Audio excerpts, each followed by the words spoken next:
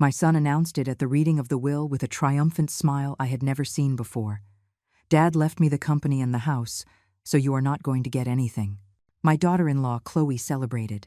She literally celebrated, clapping as if she were at a Broadway show, wearing that emerald green dress that probably cost more than the monthly salary of 3 of my warehouse employees. I was sitting at the back of the room, with my hands folded in my lap, observing the scene as if it were a movie. I smiled. It was a small but deliberate smile. I leaned forward and said with a calmness that silenced the entire room, "James, should I tell them, or will you?" The glass Chloe was holding fell from her hands. The crystal shattered against the marble floor. Water splashed everywhere. No one moved to clean it up. My son Liam shouted, and his voice came out higher pitched than he intended. "Tell us what?" Chloe grabbed his arm tightly, her red nails digging into the sleeve of his suit. Her face had gone from euphoria to terror in a matter of seconds. James, my attorney, stood up slowly, opening his leather briefcase. The sound echoed in the room like a gunshot. He pulled out a thick folder filled with documents organized with colored tabs and placed it on the table with a sharp thud. "But let me tell you how we got here. Let me tell you how my own son, the boy I carried in my womb, whom I nursed, whom I educated, came to look me in the eye and tell me that I deserved nothing. And let me tell you why that moment, that horrible and humiliating moment, was exactly what I had been waiting for months. My name is Eleanor Vance. I am 68 years old, and for 45 years I was married to Arthur Vance. To the world, Arthur was the tycoon, the businessman, the visionary behind Vance Global Logistics, a distribution and supply chain company that moved over $50 million a year. But the truth that very few knew, was very different. Arthur was my partner, yes. He was my husband, yes. But the company was mine. It always was. I founded it. I put up the initial capital. I made the toughest decisions for 4 decades. But that is something they will find out shortly, along with my son and my daughter-in-law. Liam was born when I was 26. He was my only child, my treasure, my reason for living. I raised him with values, or at least I thought I did. I taught him about hard work, about honesty, about respect. Arthur and I ensured he had the best education, the best opportunities. But something changed 5 years ago when he met Chloe at a business conference in Miami. She was a public relations assistant for a competitor. 29 years old, ambitious, with an artificial beauty that came from well-done surgeries and professional makeup. From the first day I saw her, I knew something was wrong. It was not just the intuition of a jealous mother-in-law. It was something deeper. The way she looked at our house when she came to dinner for the first time, the way her eyes calculated the value of every painting, every piece of furniture, every detail, the way she asked questions about the company, about the properties, about the investments. Arthur told me I was being paranoid. Liam said I was being unfair, that Chloe was just showing genuine interest in our lives. They got married 6 months after meeting. I did not agree with the rush, but what could I do? My son was in love, or at least he thought he was. The wedding cost $120,000. Arthur and I paid every penny because Chloe had no family, or so she said. Later I learned that she did have family, she just did not want us to see where she really came from. The first 2 years were tolerable. Chloe played the role of the perfect daughter-in-law, smiles at family dinners, gifts at Christmas, sweet words when people were watching. But when we were alone, or when she thought I was not listening, she was a different person. I heard her tell Liam more than once that I was a burden, that Arthur and I were too old to keep making decisions at the company, that they should have more control. Arthur got sick 3 years ago, pancreatic cancer. The doctors gave us 6 months. He lived 2 years, fighting every day with a dignity that still breaks my heart to remember. During those 2 years, I took total control of the company. Liam was in charge of operations, but the final decisions went through me. It had always been that way, but now it was official, and Chloe hated it. I saw her change. I saw how her fake sweetness turned into open bitterness. She started making comments at family gatherings. "Eleanor, do you not think it is time to retire? You must be exhausted. Eleanor, running a company is very stressful for a woman your age. Eleanor, Liam and I have been talking, and we think it would be better if you focused on taking care of Arthur and we took care of the business." I smiled. I nodded, and I kept signing contracts, closing deals, expanding the company, while Arthur rested at home connected to his oxygen. My husband died 4 months ago. The funeral was beautiful. Liam cried. Chloe did too, although her tears seemed rehearsed to me. Hundreds of people came, employees, partners, friends of decades. Everyone spoke of Arthur as if he had built the empire alone, and I let them do it. Because that was the agreement Arthur and I had from the beginning. He would be the public face. I would be the brains behind the operation. It worked for 45 years, but now Arthur was gone. And Liam, influenced by Chloe, believed it was his moment to claim what was never his. A week after the funeral, Liam came to my house. Our house. The house I bought with my money in 1982. He sat across from me in the living room, with Chloe by his side, and told me we needed to talk about the future. Mom, Dad named me president of the company before he died. I think it is time for you to transition out. You can be an advisor if you want, but Chloe and I are going to live here. This house is too big for you alone. You could move to the guest house at the Hamptons property. We would be close, but you would have your space. I looked at him in silence. Chloe had that smile. That damn smile that said we won. And if I do not want to move, I asked calmly. Liam sighed, as if I were a stubborn child. Mom, be reasonable. Dad left everything arranged. The will is clear. The company is mine. The properties are mine. You will be taken care of course, but you can no longer keep making decisions. Not at your age. Not after everything you have been through. I stood up. I told them I needed time to think about it. Liam nodded. Satisfied. Chloe gave me a fake hug before leaving. That night I called James. James had been Arthur's and my attorney for 20 years. He was a meticulous, brilliant, discreet man. I told him everything. I told him that Liam claimed to have a will where Arthur left him everything. James was silent for a long moment. Eleanor, Arthur and I spoke 2 weeks before his death. He never signed a will. He said everything was in order, that you knew what needed to be done. I felt a chill run down my spine. So the will that Liam has is fake. James took a deep breath. It seems so. And if it is fake, someone fabricated it. Someone who had a lot to gain. The next 3 months were a silent investigation. James hired a private investigator named Mike Russo, a former federal detective who had retired to open his own agency. Mike was good, very good. In 2 weeks, he already had information that froze my blood. Chloe had hired a corrupt lawyer, a man named Vincent Stone, who had a record of document fraud in other states. They had fabricated the will using a fake notary. They had forged Arthur's signature with such precision that it almost looked real. Almost. But James knew my husband's signature better than anyone. He had reviewed thousands of documents signed by him over 2 decades. And this signature had inconsistencies. The pressure of the stroke was different. The angle of the final letter did not match. They were microscopic details. But they were there. Mike showed me the documents one afternoon in James's office. We had closed the blinds. I was sitting across from the desk, my hands trembling as I reviewed every page. Mrs. Vance, there is more, Mike said with a grave voice. He pulled out a manila envelope and slid it toward me. Inside were photographs. Many photographs. Chloe with a man who was not my son, a man in his 50s. Gray hair, expensive suit, a predator's smile. They were in elegant restaurants, at the entrance of a hotel, getting into a silver sports car. In one of the photos, they were kissing. I felt the air leave my lungs. His name is Julian Thorne, owner of a chain of steakhouses and bars in the city, net worth estimated at $15 million, married, 3 children. And according to our investigations, he has been your daughter-in-law's lover for the last 2 years. 2 years. Since before Arthur got sick.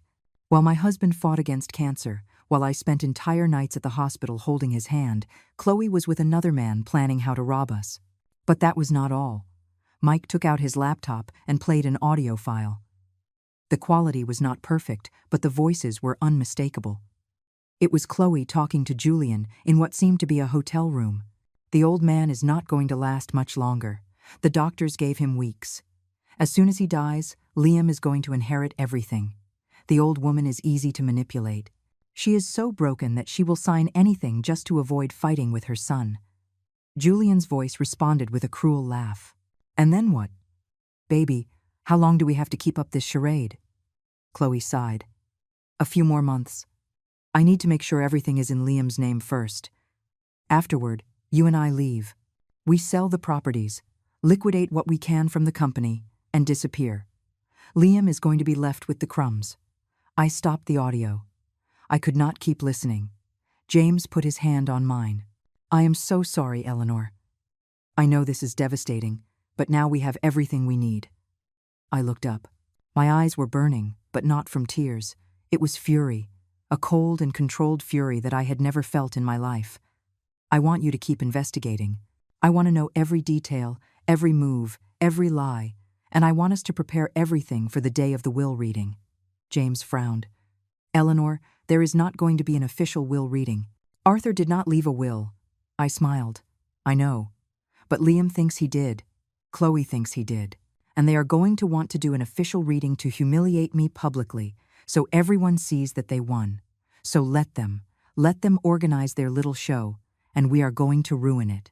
6 more weeks passed. During that time, Liam and Chloe pressured me more and more. They came to the house 3 more times. Each visit was more insistent than the last. Mom, we already scheduled the reading of the will for October 15th. It is going to be in the company boardroom. We want all the important employees to be present. It is what Dad would have wanted. What Dad would have wanted, as if they knew anything about what Arthur wanted. My husband had told me 1,000 times that the company was mine, that he was only the public face, that when he died I should move forward without fear. But he never imagined that his own son would try to rob me. On October 14th, one day before the supposed reading of the will, Margaret came to visit me. Margaret was my best friend since high school. We had known each other since we were 14. She had been by my side for every important moment of my life. My wedding, Liam's birth, Arthur's illness, the funeral. And now she was here, sitting in my living room, drinking chamomile tea while I told her everything. When I finished, Margaret set her cup on the table with such force I thought it would break. That damn woman. That viper. Eleanor, how have you been able to keep calm all these months? I would have strangled her. I laughed without humor. Because if I lose my calm, I lose control. And I need to have control tomorrow. I need everything to go perfectly. Margaret took my hands. Her face was full of concern. Are you going to be okay? Do you want me to go with you? I need you to go. I need you to be there, sitting where I can see you. Because I am going to need to see a friendly face when everything explodes. Margaret nodded. I will be there, and I am going to enjoy every second of watching that woman go down. That night I could not sleep. I stayed awake reviewing every document, every photograph, every recording. James had prepared everything meticulously. We had certified copies of the original company deeds, where it stated that I was the majority owner with 70% of the shares. Arthur only had 30%. We had the prenuptial agreement we signed before getting married, where we clearly established that the assets each brought to the marriage would remain individual property. We had the proof of the will forgery, with reports from 3 handwriting experts confirming the signature was not Arthur's. We had the photographs of Chloe with Julian, the recordings of their conversations, the hotel records, the text messages that Mike had managed to hack from Chloe's phone. Everything. We had everything. At 6 in the morning, I got up, showered, and dressed with care. I chose a pearl gray tailored suit, elegant but understated. Medium heels, little makeup. I wanted to look like what I was, a grieving widow, dignified, serene, not threatening. I wanted them to underestimate my presence until the last moment. James picked me up at 9. In the car, we went over the plan one last time. You are going to let Liam read the entire fake will. Do not interrupt him. Let him finish. Let Chloe celebrate. Let them feel victorious. Trust me. And when I give the signal, you intervene. Exactly. I am going to present the evidence in order. First, the forgery of the will. Then, the true ownership of the company. And then, if necessary, the evidence of Chloe's infidelity and her plan with Julian. I looked out the car window. The city passed quickly before my eyes. I remembered when Arthur and I were young, when we built everything from nothing, when we dreamed of leaving a legacy for our son. We never imagined that son would betray us. Or maybe Arthur did imagine it. Maybe that is why he never signed that will. Liam hoped for so much. Maybe my husband knew, somewhere deep in his heart, that Liam was not ready, that he had lost his way. We arrived at the offices of Vance Global Logistics at 9:45. The building was imposing. 10 stories of glass and steel in the financial district. I had personally chosen the land 25 years ago. I had supervised every detail of the construction. This building was my pride. And today, I was going to defend it. The boardroom was on the top floor. When we got off the elevator, I could see through the glass doors that there were already many people inside. Company executives, some trusted employees. Cousins of Arthur I had not seen in years who had surely come hoping to receive something. And at the front of everyone, as if they were the king and queen of an empire, were Liam and Chloe. My son wore an impeccable black suit. Chloe wore that emerald green dress that matched an emerald necklace that probably cost $30,000. Company money, I was sure. Money she already considered hers. I took a deep breath. James looked at me. Ready? More than ever. We entered the room. Several people turned to look at me. Some with pity, others with curiosity. Liam saw me, and his expression hardened. Chloe, on the other hand, gave me a smile that pretended to be compassionate, but her eyes betrayed with contempt. I approached them with slow, deliberate steps. Good morning. Liam. Chloe. My son barely nodded, without getting up from his chair. Chloe leaned in and gave me a kiss on the cheek that felt like poison. Eleanor. It is good you arrived early. We wanted to talk to you before everything started. Surely this is going to be difficult for you, but we want you to know that you will always have a place in our family. Our home will always be open to you. Our home, the house I bought. I bit my tongue and smiled sweetly. Thank you, dear. You are very kind. James and I headed to the back of the room. I chose 2 chairs in the last row near the door. I wanted to have a complete view of everything. I wanted to see every face when the bomb dropped. Margaret arrived 5 minutes later. She saw me immediately and came to sit next to me. She squeezed my hand tightly. I am here, she whispered. Whatever happens, I am with you. I returned the squeeze. At 10 o'clock sharp, Liam stood up and tapped the table gently to call for attention. The murmur of conversation stopped. All eyes turned to him. Good morning, everyone. Thank you for coming on this very important day for our family. As you know, my father, Arthur Vance, passed away 4 months ago. He was an extraordinary man, a visionary, a leader. And although he is no longer with us physically, his legacy continues. He paused dramatically. I could see he was enjoying this. Today, we are going to proceed with the official reading of his will. My father left very clear instructions on how he wanted his assets and his company to be handled. And it is my duty, as his son, to ensure that his wishes are carried out to the letter. Chloe was standing next to him, with a possessive hand on his shoulder. She held a folder in her other hand. A folder that I knew contained fake documents. Several executives exchanged glances. Some seemed uncomfortable. They knew the real dynamic of the company. They knew I had been the one making the important decisions for years. But no one said anything. Because at that moment, Liam had the power. Or so they thought. Liam opened the folder and took out several papers. He held them up so everyone could see them. This is the last will and testament of Arthur Vance, dated January 10th of this year, just 3 months before his passing. It is duly signed and notarized. He began to read. His voice was firm, clear, full of fake authority. I, Arthur Vance, of sound mind and body, declare this document to be my last will and testament. First, I leave the entirety of the shares of Vance Global Logistics to my son Liam Vance, who has demonstrated the vision and leadership necessary to continue the legacy of this company. There were murmurs, some of approval, others of surprise. Liam continued, his voice gaining confidence with every word. Second, I leave the primary residence located at 245 Oakwood Avenue, as well as the 3 vacation properties in the Hamptons, to my son Liam Vance. Third, I leave all bank accounts, investments, and financial assets in the name of Arthur Vance to my son Liam Vance. I saw Chloe squeeze Liam's shoulder. Her eyes were shining.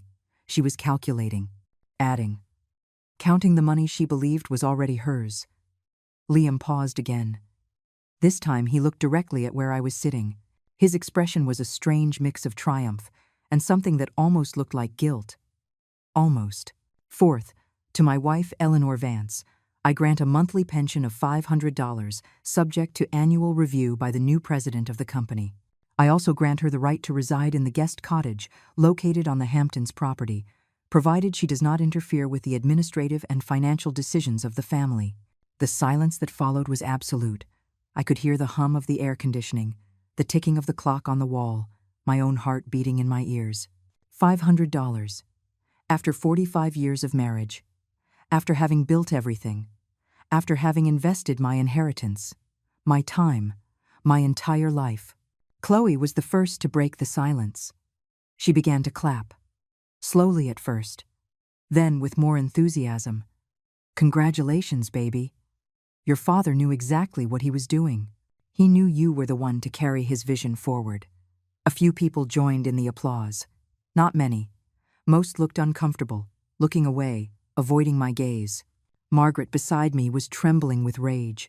Her knuckles were white from clenching her fists so hard. But she kept her promise. She said nothing. She just waited. Liam folded the papers and put them back in the folder.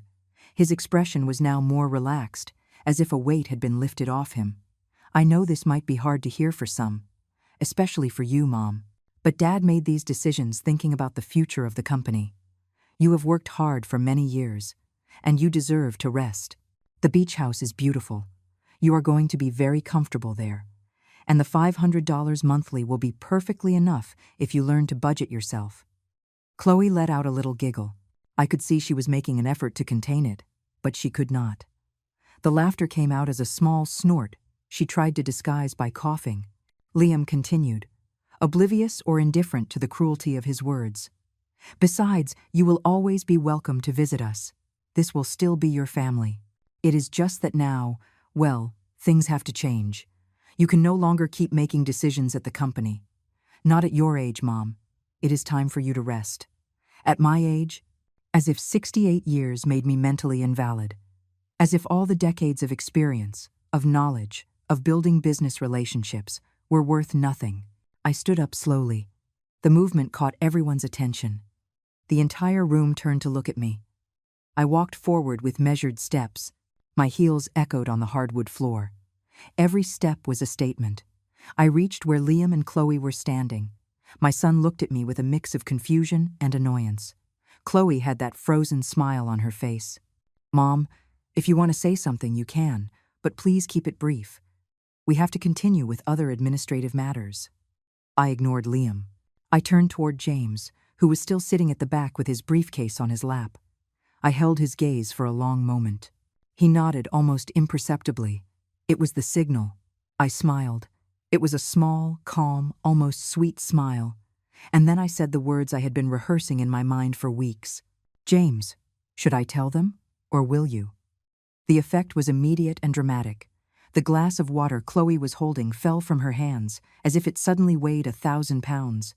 The crystal shattered against the marble floor with a sound that echoed like a gunshot.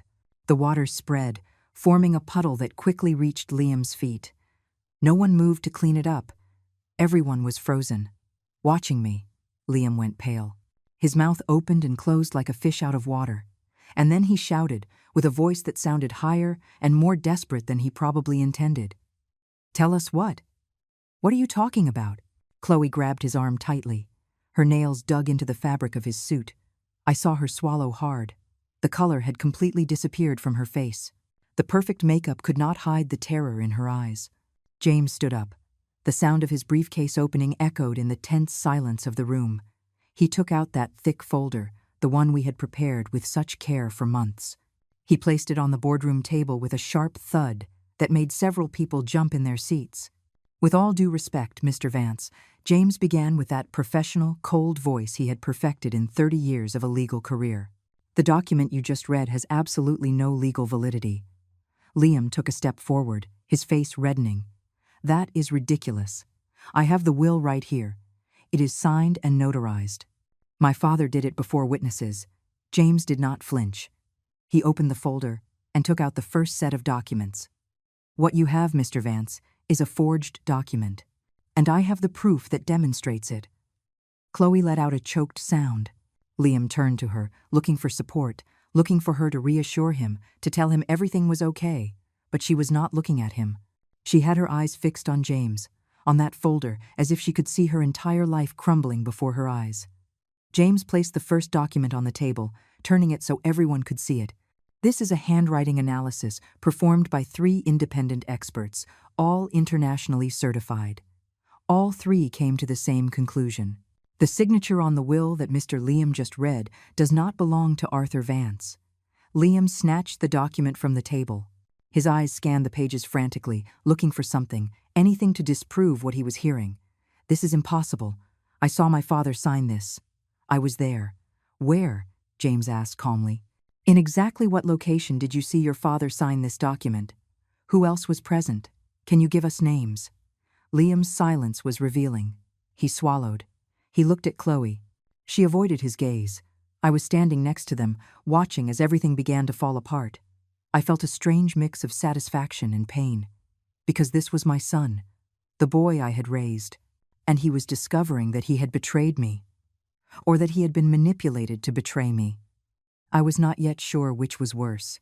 James continued, "Relentless, but there is more, much more."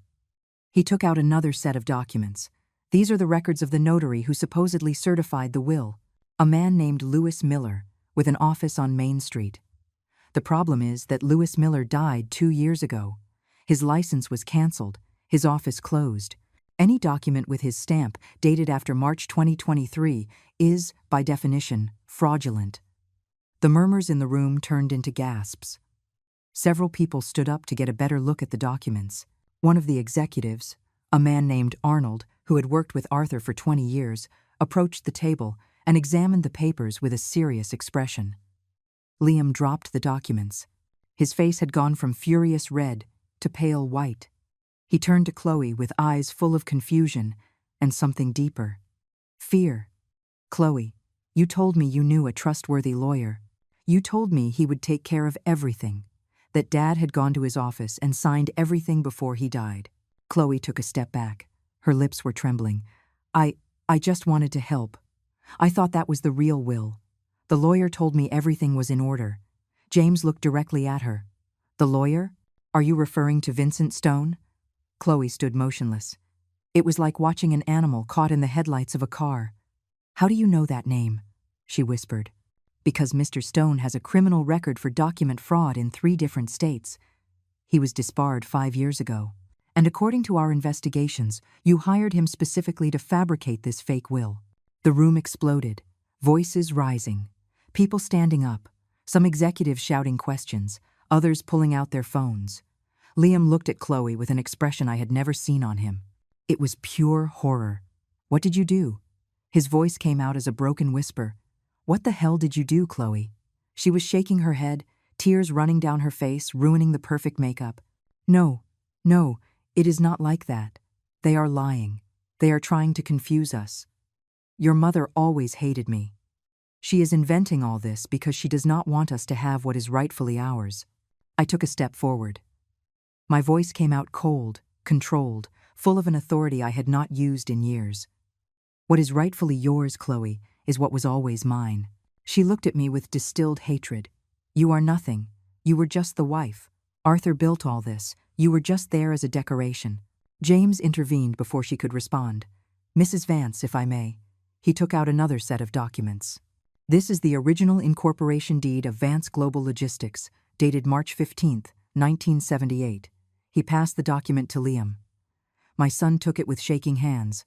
I saw his eyes move from left to right as he read. And then they stopped. They stayed fixed on a specific line. His face transformed completely. "As you can see," James continued, "the company was founded by Eleanor Vance, with her own capital coming from a family inheritance. Arthur Vance entered as a minority partner 3 years later, in 1981, with a 30% stake.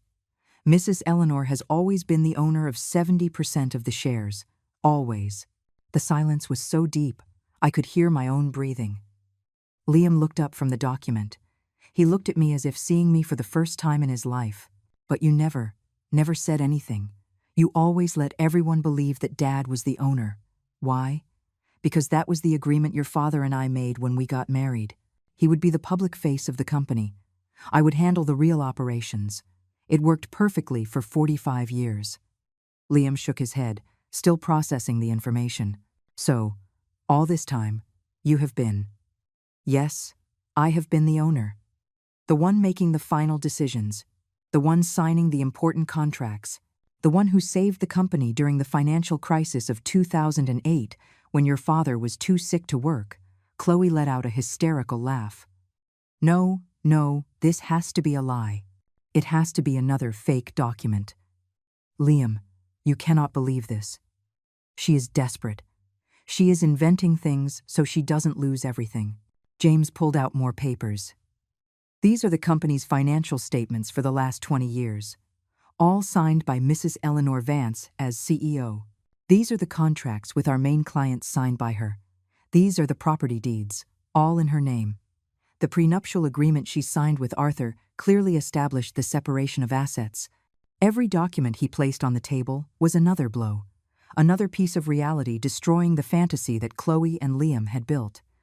One of the executives, Daniel, the chief financial officer, stood up.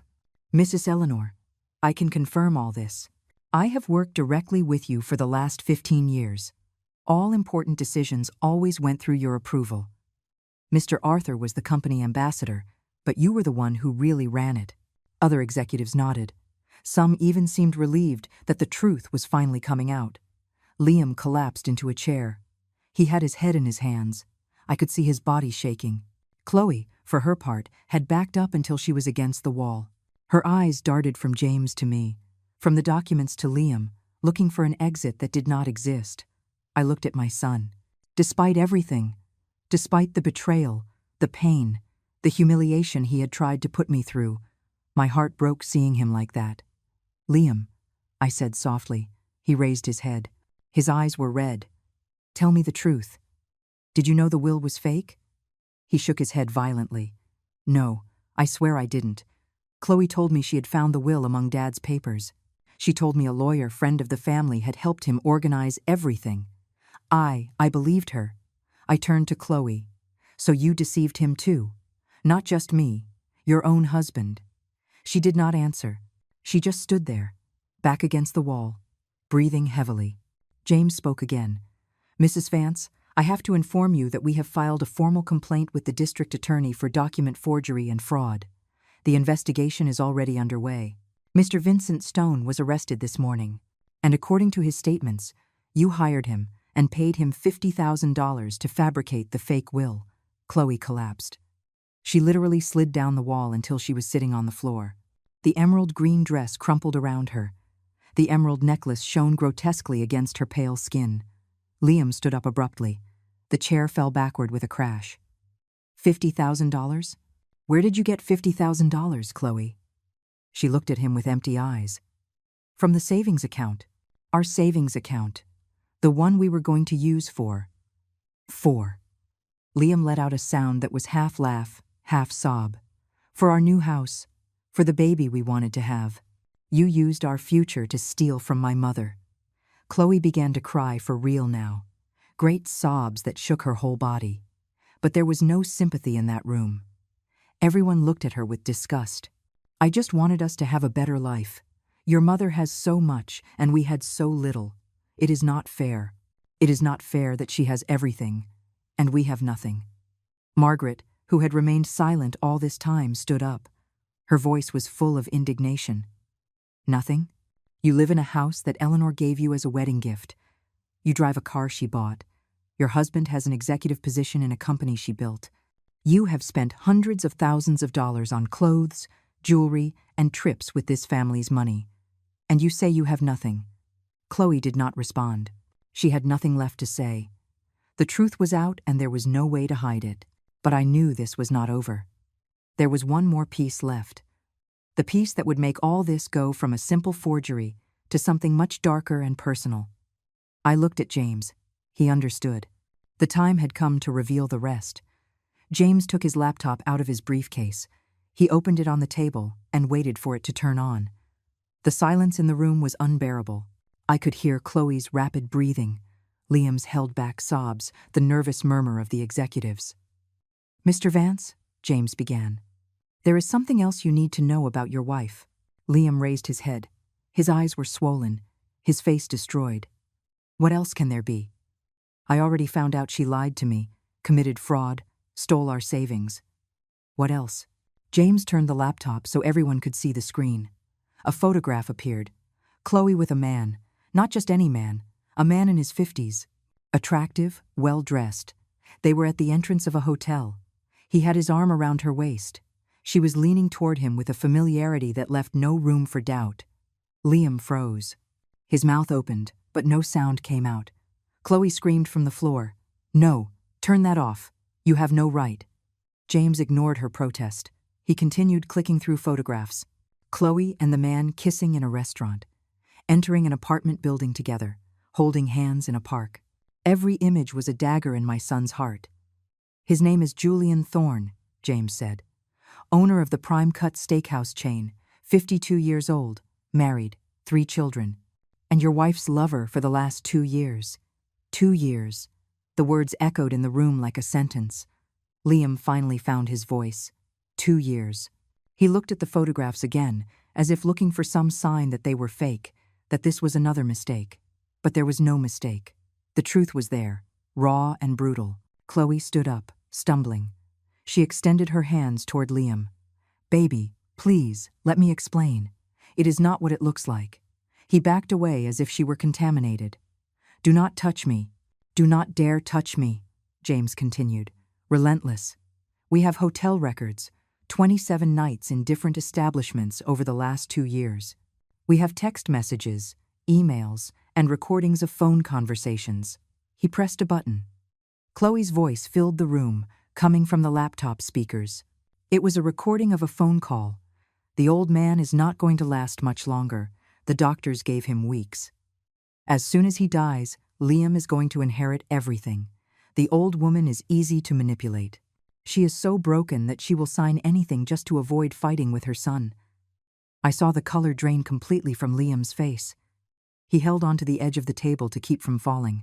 Julian's voice responded on the recording. "And then what, baby? How long do we have to keep up this charade?" Chloe's laugh sounded cruel, calculating. "A few more months. I need to make sure everything is in Liam's name first. Afterward, you and I leave.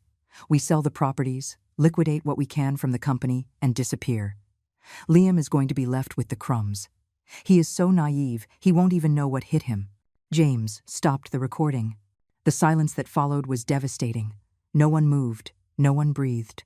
Everyone looked at Liam, waiting for his reaction. My son turned slowly toward Chloe. His expression was something I had never seen before. It was not anger, it was not pain. It was something much darker. It was the moment a person realizes their entire life has been a lie. "Crumbs," he said with a hollow voice. "You were going to leave me with crumbs." Chloe was crying uncontrollably now. "Please, Liam, let me explain. I love you. I really love you. Julian means nothing. It was just a mistake. A stupidity." "Shut up!" Liam's scream made everyone jump. I had never heard him scream like that. 2 years. 2 years you were with that man, while I worked like an idiot thinking we were building a future together. While my father was dying of cancer, you were planning how to rob us. Chloe extended her hands toward him. "Liam, please." But he ignored her completely. He turned toward me. In his eyes I saw something I hadn't seen since he was a small child. Shame, regret, pain. "Mom," his voice cracked. I didn't know. You have to believe me.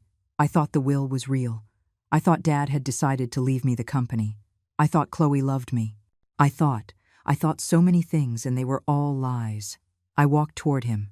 Every step was difficult because my heart was divided between the relief that my son had not been the mastermind behind all this and the pain of seeing him like this, destroyed, betrayed. I put my hand on his cheek. He was much taller than me, but in that moment he seemed like a lost child. "I know, Liam. I know." He collapsed. He fell to his knees in front of me and began to cry like he hadn't cried since Arthur's funeral. "I am sorry. I am so sorry. How could I be so blind? How could I leave you alone after Dad died? How could I believe I deserved something you built? How could I treat you like that?" I stroked his hair. Despite everything, despite the pain he had caused me, he was still my son. "Not everything is your fault. You were manipulated. Chloe took advantage of your pain, your ambition, your love for your father. But, Liam, you need to understand something. You were not the only one affected. I lost my husband. I went through that pain. And on top of that, I had to discover that my own son was willing to leave me with nothing. That is your responsibility." Liam nodded without lifting his head. "You are right. I have no excuse. I was a terrible son, a terrible man." James interrupted. "Mrs. Vance, there is something else." I looked up. "What else?" James pressed another button on the laptop. A document appeared. It is a bank record, an account in the name of Chloe Vance, in the Cayman Islands, opened 8 months ago. The current balance is $230,000. The murmurs in the room turned into gasps of shock. Liam stood up abruptly. $230,000? Where did you get that money?" Chloe did not answer. She was back against the wall, sliding down again. James continued. "According to our analysis, the money comes from multiple sources. $50,000 from the joint savings account she shared with Mr. Liam. $80,000 from bonuses that Mr. Liam received over the last 2 years and deposited into accounts she managed. And $100,000 that was transferred from corporate accounts of Vance Global Logistics using authorizations forged with Mr. Liam's signature." One of the executives stood up. "Are you saying she committed embezzlement?" James nodded. "Exactly, and we have all the documented proof. We have already filed the corresponding complaint with the authorities." Chloe began to hyperventilate. She hugged herself, rocking back and forth. No, this cannot be happening. This was not part of the plan. It had to work. It had to work." Margaret spoke from her seat. "And Julian? Did he know about all this?" James nodded. "Mr. Thorne is being investigated as an accomplice. According to the conversations we intercepted, he knew perfectly well about Chloe's plan. In fact, he was the one who connected her with Vincent Stone, the corrupt lawyer. Apparently, Stone had done similar work for Thorne in the past." Liam fell into a chair. He covered his face with his hands. "How could I be so stupid? All the signs were there. The sudden business trips. The calls she cut off when I entered the room. The money disappearing from our accounts." I approached him and put my hand on his shoulder. "Love blinds us, Liam. Especially when we want to believe in someone." He looked up. In his eyes I saw something beyond pain. I saw determination. "Mom, what is going to happen now? With the company, with the properties, with you?" I looked at James. He pulled out another document. "Mr. Vance, your mother and I have discussed this extensively. Despite everything that has happened, she wants to offer you an opportunity." Liam looked at me with surprise. "Why? After everything I did to you, why?" "Because you are my son. Because despite your mistakes, despite letting yourself be manipulated, I believe deep down you are still the man your father and I raised. But this comes with conditions." James placed the document in front of Liam. "Mrs. Eleanor retains 70% of the shares of Vance Global Logistics and will remain the CEO. You will keep your position as Director of Operations, but you will report directly to her. Your salary will be reduced by 40% for the next 2 years as compensation for the money Chloe stole using your name." Liam nodded immediately. "I accept. Anything," James continued. "The properties remain in your mother's name. You and your future ex-wife must vacate the house you currently occupy within 30 days. Your mother offers you an apartment in one of the company buildings where you can live paying a reasonable rent." Liam nodded again. "That is fine, more than fair. And finally," James continued, "you must attend family therapy with your mother for at least a year to rebuild trust, to heal the relationship." Liam looked at me with tears in his eyes. "Would you really do that for me? After everything?" I held his gaze. "You are my son. You will always be my son. But this does not mean everything is forgiven or forgotten. It means I am willing to give you a chance to redeem yourself, to prove you can be better, to rebuild what was broken. He nodded, unable to speak. Tears rolled down his face uncontrollably. Chloe, from the floor, screamed with a voice full of desperation. "Liam, you cannot abandon me. I am your wife. You promised to love me for better or for worse." My son turned toward her. His expression was pure ice. "You are not my wife. You were a lie from the first day. And as soon as I leave here, I am going to file for divorce. I never want to see you again in my life." Chloe tried to stand up, but her legs would not hold her. She stayed there, kneeling, with the emerald green dress wrinkled and stained, her makeup running, forming black lines down her face. "Please," she pleaded. "I have nowhere to go. I have nothing. Julian left me. When he found out everything had gone wrong, he blocked me on everything. Please, Liam." He looked at her with a mix of contempt and pity. "You should have thought of that before betraying me, before betraying my family, before stealing, before lying. Now you are going to have to face the consequences of your actions." At that moment, footsteps were heard in the hallway. Heavy steps. Multiple. The boardroom door opened, and 2 police officers entered. One of them, a man in his 40s with a serious expression, looked around the room. "We are looking for Chloe Vance." Chloe let out a choked scream. She tried to get up, as if she wanted to flee, but there was nowhere to go. The officer approached her. "Mrs. Chloe Vance, you are under arrest for the crimes of document forgery, fraud, embezzlement, and conspiracy. You have the right to remain silent. Anything you say can and will be used against you in a court of law. You have the right to an attorney. If you cannot afford one, one will be appointed to you. Do you understand these rights?" Chloe sobbed uncontrollably as the officer placed the handcuffs on her. "This is your fault," she shouted, looking at me with hatred. "You did this to me. If you were not so selfish, if you shared what you have, none of this would have happened." I approached her. The officers watched me cautiously, but they did not stop me. I stood inches from her face. "I did not do anything to you, Chloe. You chose to lie. You chose to steal. You chose to betray my son and my family. These consequences are the result of your own decisions. No one else is to blame." She spat at me. It did not reach me. One of the officers held her tighter. "That is enough. Let's go." They took her out of the room while she shouted threats and insults. Her voice faded down the hallway until finally only silence remained. A heavy silence, full of relief and exhaustion. Liam was still sitting, head in his hands. The executives began to move, whispering among themselves, processing everything they had just witnessed. Margaret approached me and hugged me tightly. "You did it," she whispered in my ear. "You defended what is yours. You defended your legacy." I returned the hug, letting myself be held by my lifelong friend. I was exhausted, emotionally and physically drained, but I also felt something I hadn't felt in months. Peace. The truth had finally come to light. James approached Liam and extended the document. "If you agree with the terms, I need you to sign here. It is a revised employment contract and a restitution agreement." Liam took the pen with a shaking hand and signed without even reading. "I trust whatever my mother decides. I no longer have the right to question anything." I approached him again. "Liam, this does not mean I do not love you. It means love comes accompanied by responsibility and consequences." He nodded.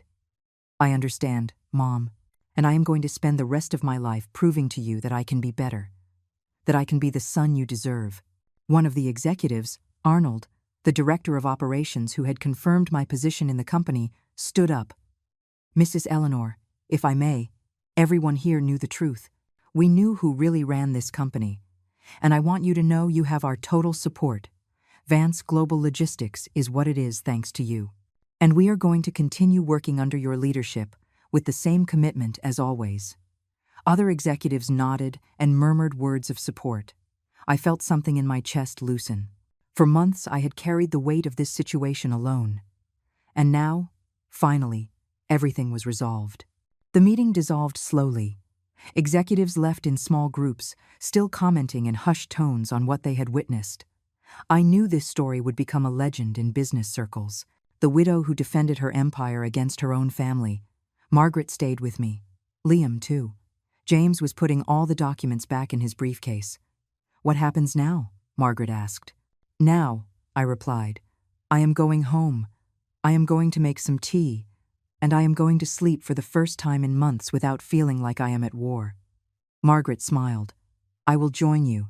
I think we both need to process all this." Liam stood up. "Mom, can I go with you?" "Just to talk, to start fixing things." I looked at him for a long moment. I saw the boy he had been, the young man full of promise, and the broken man standing in front of me now. A man who had made terrible mistakes, but who seemed genuinely remorseful. "Yes, you can come. But Liam, this is going to take time. I cannot just forget everything that happened." He nodded. "I know. I do not expect you to forget. I just hope you give me the chance to show you I can change." The three of us left the boardroom. James said goodbye at the elevator, promising to send me all the final documents in the coming days. He also mentioned he would be in contact with the DA's office to follow the case against Chloe and her accomplices. In the parking lot, Margaret suggested we all go in my car. Liam was in no condition to drive, and she wanted to make sure we arrived safely. The ride home was silent. I was in the passenger seat, looking out the window as the city passed before my eyes. Liam was in the back, lost in his own thoughts. When we arrived at the house, that house I had bought over 40 years ago, I felt a wave of emotions. This was my house. It always had been. And no one was going to take it from me. We went inside and Margaret went straight to the kitchen to make tea. Liam and I sat in the living room, the same place where weeks ago he had told me I should move to the guest house. "Mom," he began with a hesitant voice, "can I ask you something?" "Of course. Why did Dad and you decide to keep it a secret, that you were the real owner of the company? Why not just tell everyone the truth from the beginning?" I sighed. "It was a decision we made together when we started. In the 70s, a woman at the head of a logistics company was not seen well. Clients, especially the big ones, preferred dealing with men. Your father was charismatic, he was a natural salesman. So we decided he would be the public face while I handled operations from behind the scenes. It worked better than we imagined. But did you never want the recognition? Did it never bother you that everyone thought Dad was the genius behind everything?" Liam seemed genuinely curious. I laughed softly. "At first, yes. I am not going to lie. There were moments when I wanted to shout the truth, but then I understood that public recognition was not the important thing. The important thing was the work, the results, the satisfaction of building something solid. Your father always gave me the credit in private. That was enough." Liam shook his head. "You are stronger than I ever imagined. And I was an idiot to underestimate you." Margaret arrived with a tray with 3 cups of tea. She sat in the armchair next to me. "Well," she said with her direct style, "now that everything has come to light, what are you going to do, Eleanor? With the company? With your life? With everything?" I took a sip of tea, letting the warmth comfort me. "I am going to keep running the company. I am going to make sure Liam receives the training he needs to someday, maybe, be ready for a role of greater responsibility. But that is going to take years. And it is going to depend completely on if he proves he can change." Liam nodded. "I will do whatever is necessary." Margaret looked at me with a smile.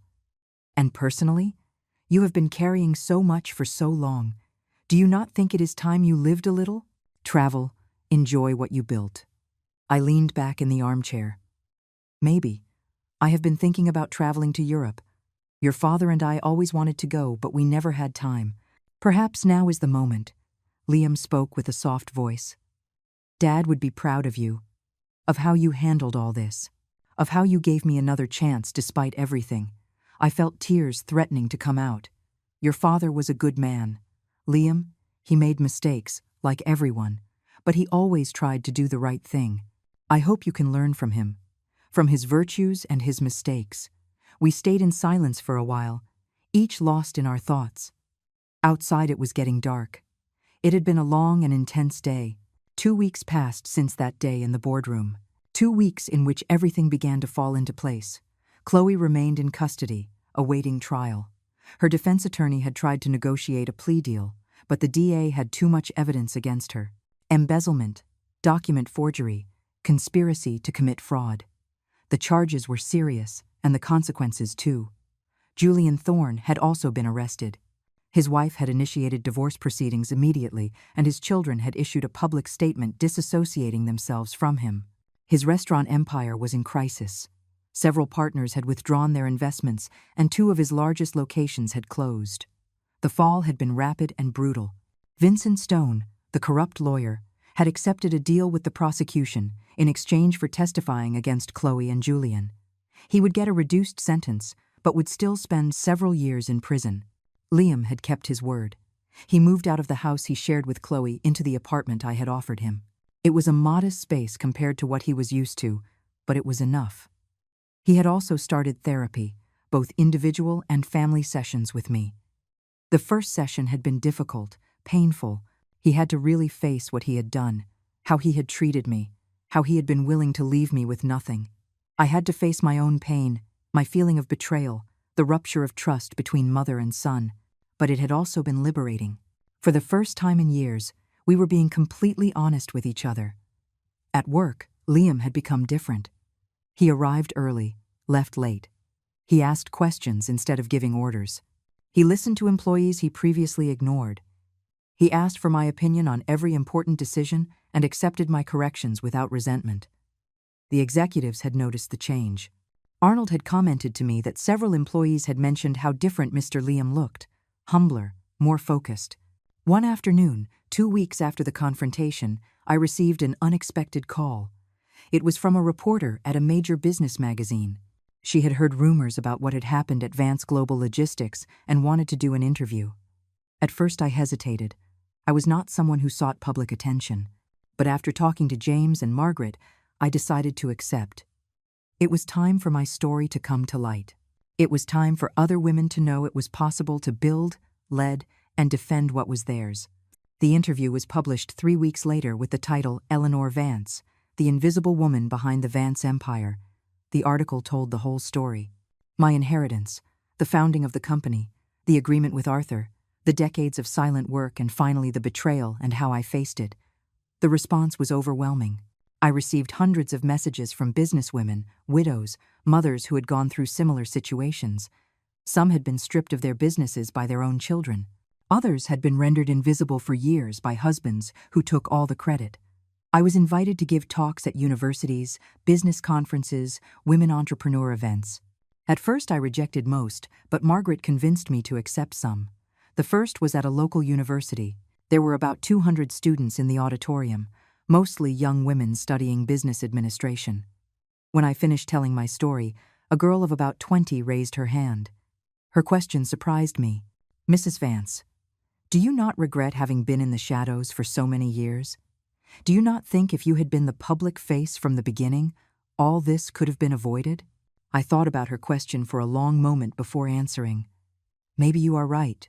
Maybe if I had been more visible, more vocal about my role in the company, things would have been different. But I also believe every generation has its battles. In my time, a woman at the head of a logistics company was almost impossible. I had to adapt, find another way to lead. You have opportunities I did not have, and I hope you take advantage of them. That you do not have to hide. That you demand the recognition you deserve from the beginning. The applause was long and sincere. After the talk, several young women came up to thank me.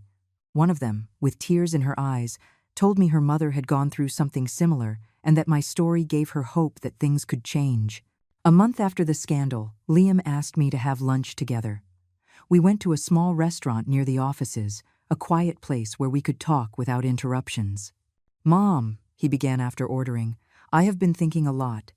About everything that happened. About who I was and who I want to be." I looked at him, waiting for him to continue. I was blind. Blinded by ambition, by ego, by the desire to be like Dad. But I never stopped to think that what I admired about Dad was not just his success, but his humility, his ability to recognize that you were the real force behind everything. I took a sip of water. Yes, Chloe saw that blindness and exploited it. But that does not exempt me from responsibility. I chose to believe the lies because they were convenient, because they made me feel important, because I wanted to be the hero of my own story, no matter who I hurt in the process. His honesty moved me. "I appreciate you recognizing that." He nodded. "I want to be better, not just as a professional but as a person, as a son. And I know that is going to take years, but I am committed." I took his hand across the table. "Liam, the fact that you are here Saying these things is already a huge step. I do not expect perfection. I expect genuine effort. And that is what you are showing. We had lunch in peace, talking about simple things. About how therapy was going, about new projects at the company, about small, everyday moments. It was something we hadn't done in years. Just being together without tension, without hidden agendas. 2 months after the confrontation, Chloe's trial began. I attended only the first day. I did not want to be present during the entire process. Seeing her there, in the prison uniform, without makeup, with unkempt hair, was shocking. She looked like a completely different person. Her defense attorney tried to argue that she had been manipulated by Julian, that she was a victim too. But the evidence was overwhelming. The recordings of her conversations clearly showed she was an active participant, not a victim. The trial lasted 3 weeks. In the end, Chloe was found guilty on all charges. She was sentenced to 8 years in prison without the possibility of parole until serving at least 5. Julian received 10 years. When James called to give me the news, I felt a strange mix of satisfaction and sadness. Satisfaction because justice had been served. Sadness because lives had been destroyed, because my son had been deceived and betrayed. Because in the end, no one really won in these situations. 3 months after everything, Margaret and I were sitting in my living room drinking coffee on a Saturday afternoon. She had brought chocolate cake, my favorite. "So," she said with that mischievous smile I knew so well, "when are we going to Europe?" "Margaret, are you serious?" "Completely. Eleanor, you have spent your whole life working, building, taking care of others. Arthur is gone. Liam is finding his way. The company is solid. It is your moment. It is your time to live." I looked at her with affection. Margaret had been my rock throughout this storm, my unconditional friend since we were girls. "You are right. Let's go. Let's plan that trip." Margaret's eyes lit up. "Seriously?" "Yes. Paris, Rome, Barcelona. All the places Arthur and I dreamed of visiting. We are going to go and we are going to toast to him in every city." Margaret raised her coffee cup. "To Arthur, to you, and to second chances." We clinked our cups. "To new beginnings," I added. That night, after Margaret left, I sat in the study Arthur and I shared. The walls were full of photos of our life together. The wedding, Liam's birth, trips, company celebrations. I stopped in front of a photo of Arthur and me taken about 10 years ago. We were in the office, late at night, surrounded by documents. He was looking at me with that expression of admiration he always had when we talked business. I did the right thing. I told the photo. I defended what we built. But I also gave our son a chance. "I think you would be proud." The silence of the house was comforting. I no longer felt the weight I had carried for months. The truth was out. Justice had been served. And I had claimed my place. Not just as Arthur Vance's widow, not just as Liam's mother, but as Eleanor Vance, the woman who had built an empire and had the courage to defend it when necessary. 6 months had passed since that day in the boardroom. 6 months of reconstruction, of healing, of profound changes. The company was stronger than ever. We had closed 3 major contracts with international clients. The numbers were in the green, and the work environment had improved notably. Liam had proven worthy of the second chance I gave him. Every day he arrived before anyone else and was among the last to leave. He had implemented a training program for young employees that was yielding excellent results.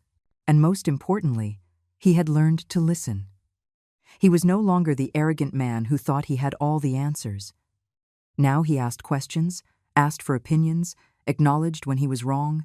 The employees had begun to respect him not for his last name, but for his work. One morning, Liam entered my office with a serious expression. "Mom, I need to talk to you about something important."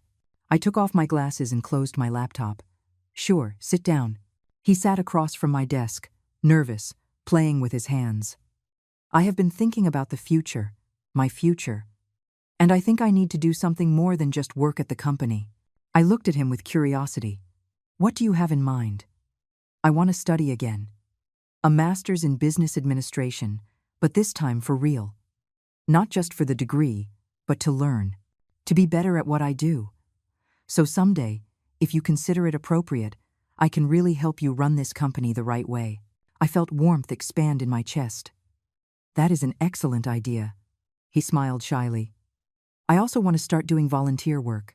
There is an organization that helps men who have been victims of abusive or manipulative relationships. I think my experience could help others see the signs I did not see. I got up from my chair and walked around the desk to hug him. I am very proud of you. Truly.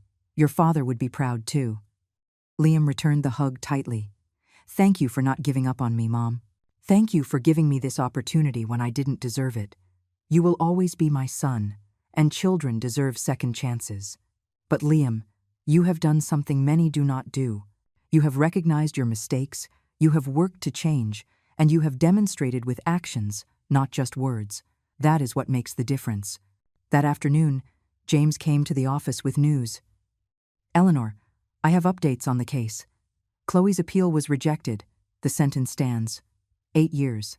I nodded. And Julian? The same. His appeal was also rejected. Furthermore, his ex-wife won the divorce settlement. She kept full custody of the children and 80% of the assets. He is going to get out of prison with practically nothing. Justice sometimes works, I said with a sad smile. James nodded.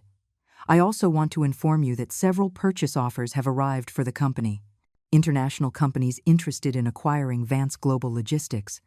The figures are impressive. I looked out my office window toward the production floor. I could see the employees working, moving with purpose and dedication. This company was more than numbers on a paper. It was the legacy of 4 decades of work. I am not going to sell, I said firmly. James smiled. I imagined you would say that, but I wanted you to know the option exists. If someday you decide to really retire, there are interested buyers. I will keep it in mind. But for now, this company remains mine. And someday, if Liam proves he is ready, it will be his too. A week later, Margaret and I were at the airport. 2 suitcases each. First-class tickets to Paris. A month-long tour of Europe we had planned meticulously. Liam came to see us off. He held a bouquet of flowers and an envelope. For you, Mom.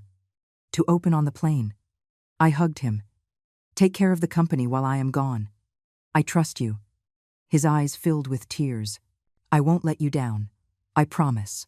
I know. You have already proven it. Margaret and I went through security. In the waiting area, I opened the envelope Liam had given me. Inside was a handwritten letter. Mom, the letter began, I do not have enough words to thank you for everything you have done for me. Not only for giving me this second chance, but for a lifetime of sacrifices I never knew how to appreciate. You built an empire and allowed Dad to shine because you loved his happiness more than public recognition. That is true love.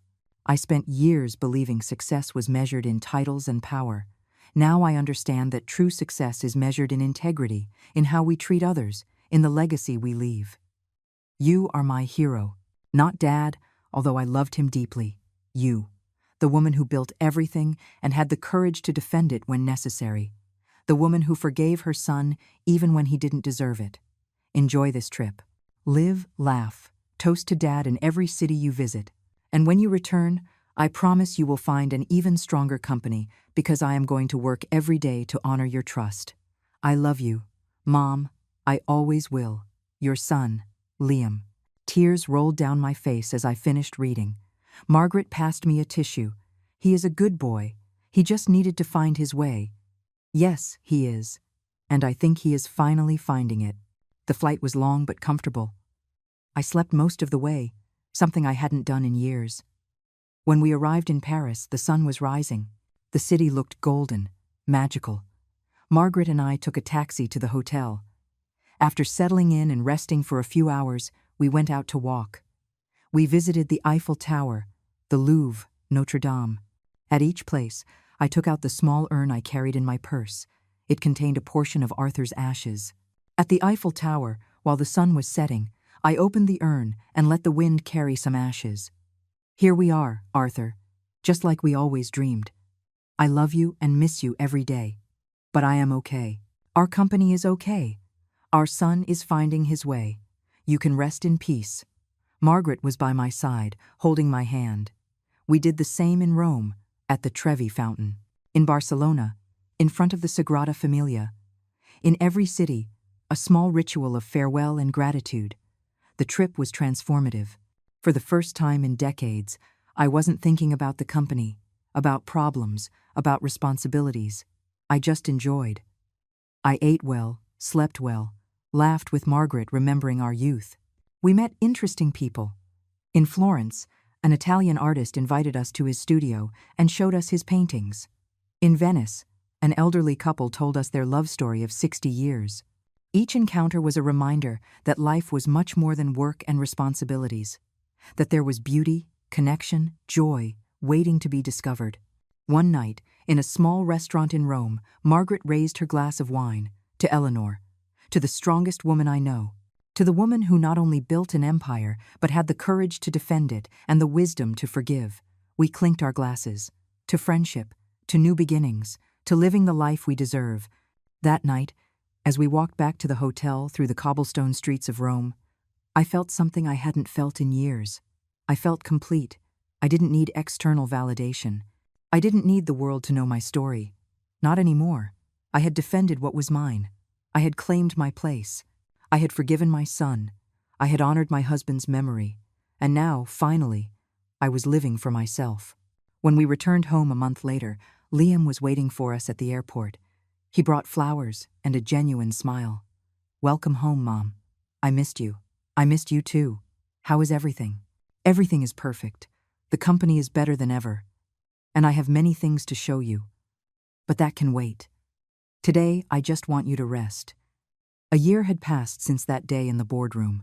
A full year of transformation, of healing, of growth. It was a Friday afternoon, and I was in my office reviewing the quarterly reports. The numbers were extraordinary. Vance Global Logistics had grown 35%. We had opened 2 new branches. The team was motivated, committed, working with an energy I hadn't seen in years. Liam knocked on the door before entering. He carried a folder in his hands and an expression I couldn't quite decipher. "Mom, I have something to show you. Come in, sit down." He placed the folder in front of me. Inside was an extensive document full of charts, financial projections, market analysis. It is my thesis project for my master's, but it is also a real proposal for the company, an expansion that could double our revenue in 3 years. I reviewed the document with attention. It was impressively well-researched, well-structured, with realistic projections and solid strategies. "This is excellent work, Liam. Truly." He smiled, but there was nervousness in his eyes. "There is something else." At the end of the document, I turned the pages until I reached the last section. It was a formal letter addressed to me. In it, Liam proposed a restructuring of his position in the company.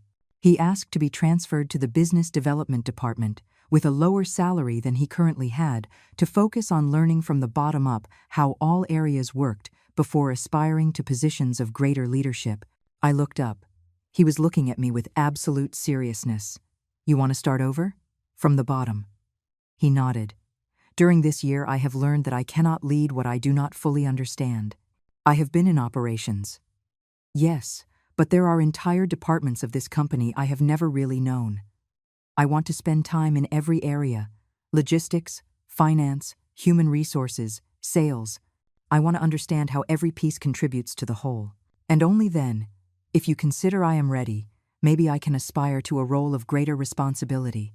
I closed the document and looked him directly in the eyes.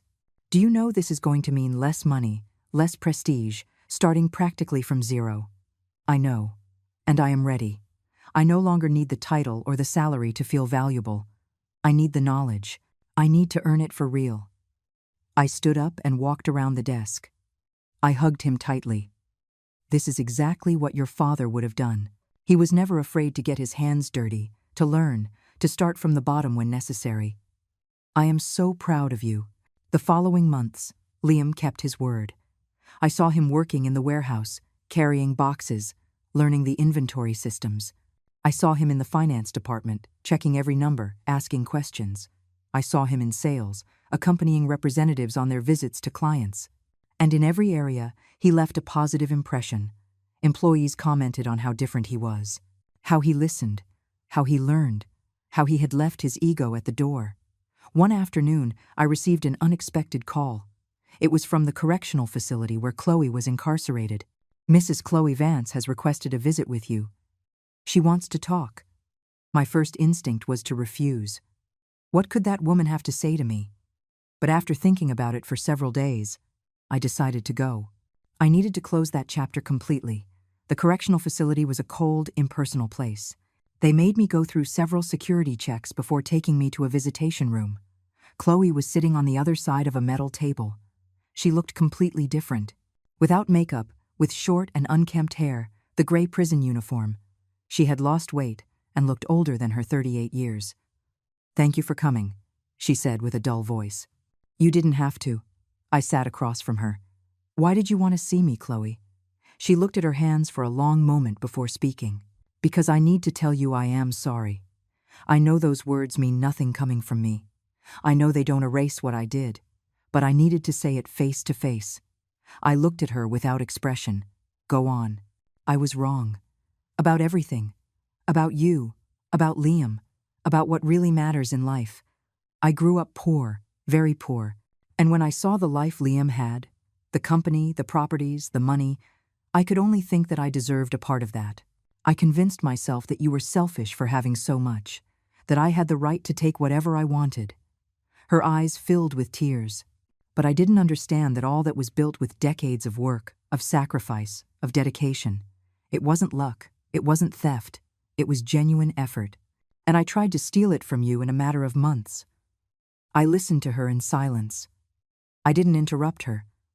I also betrayed Liam, a man who truly loved me, who gave me everything he had. And I deceived him. I used him. I planned to abandon him. There is no excuse for that. None. She took a deep breath. "I do not expect your forgiveness. I do not deserve it. I just wanted you to know that every day in here I think about what I did, about the lives I ruined, about the opportunity I wasted to have a real family, a husband who loved me, an honest life, and I have to live with that for the rest of my life." I let the silence extend for a moment. "Chloe, I appreciate that you have found some clarity in here. I appreciate that you recognize the damage you caused.